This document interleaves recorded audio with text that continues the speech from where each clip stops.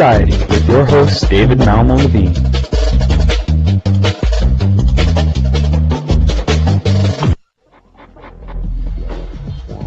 We want people to come here and grow pot. We want people to come here and live here and experience the pot experience, and we want them to recreate British Columbia in marijuana's image.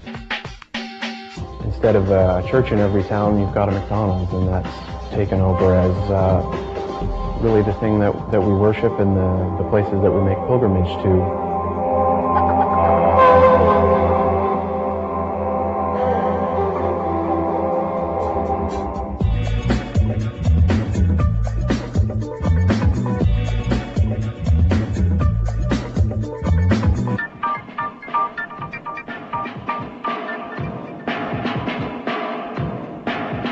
Hello and welcome to the show. Right from the very start, Big Life has taken a keen interest in the subject of marijuana legislation. I mean, our entire second episode was devoted to pot. Last year, we hired pot activist David Malmo-Levine to cover one particular aspect of the federal election, and so on and so forth.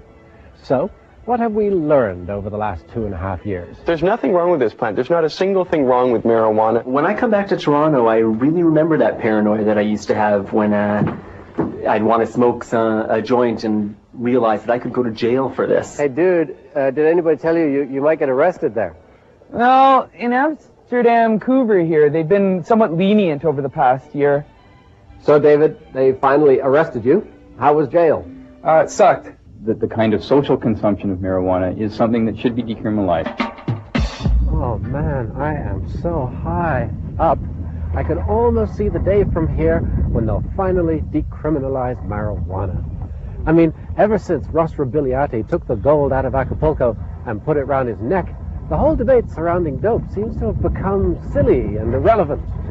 But before Ross, there was already momentum, both here and abroad. And so, on Big Life's West Coast visit, we decided to survey the scene to find out when exactly Canada's cannabis laws might change and what it would take for that to happen. You gotta open up the cafes. You gotta open up your own hemp stores. You gotta do things as if reason was working and the experts were listened to and the public opinion polls were respected, and let the politicians play catch up. We're ready to go to court, but it's not just going to be any old court case. It's going to be, a Supreme Court case, and it's going to be a constitutional challenge, and we're going to nationally reform the laws. The day that I did get charged was the beginning of a great process for me of enlightenment. It brought me out, and I no longer hide. If we decriminalized and allowed people to have a small amount for personal consumption, grow a little bit at home, again for personal consumption, then that would immediately take the profit out of the industry, and where there's no profit, organized crime doesn't want to go. People have... It seems to me that in this country, as in England and other places, there is a certain amount of momentum building as we see newspapers run series of pro-legislation or decriminalization essays, and there are protests in the streets of London and this sort of thing, but very little organization. How is the networking and organization for this cause in Canada right now? Well, actually, probably the movement is more organized than ever has been before, and one of the primary reasons for that's the internet. Now people all over the world can exchange a rapidly growing amount of information very quickly, and emails can be done to politicians, and certainly newspapers can get letters to the editor sent by email. So now you've seen a really exponential increase in the amount of activity done to legalize marijuana, and this crosses border. And then in the opposite camp, there are no prohibitionist websites. I mean, there's nobody in favor of the war on drugs has any kind of presence on the internet. So that's the one area where the legalization forces have a virtual dominance. There's actually no opposition to pro-legalization pieces in the internet, and that's really had a substantial impact on students, because students are doing projects on drugs, on journalists who want to research the material available on legalization. They're going to an area where it's biased so heavily in our favor, and that's having a very telling impact.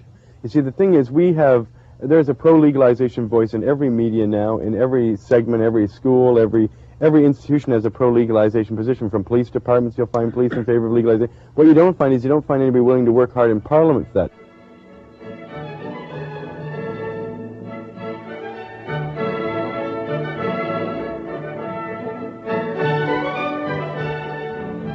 politicians responded to the opinion polls that Angus Reid takes or Health Canada takes, then we would have had decriminalization back in 1994 and cafes last year. That's a democracy, but we don't have one of those here. So what we have instead is little opportunities for reason to prevail in giant oceans of irrationality and interest. The dealer is person in the neighborhood. He's a person that should be in the state. Yeah, sure. Okay. I probably not gonna bring anything except for talk. Get that. What? That. I'm sorry, I got Why do you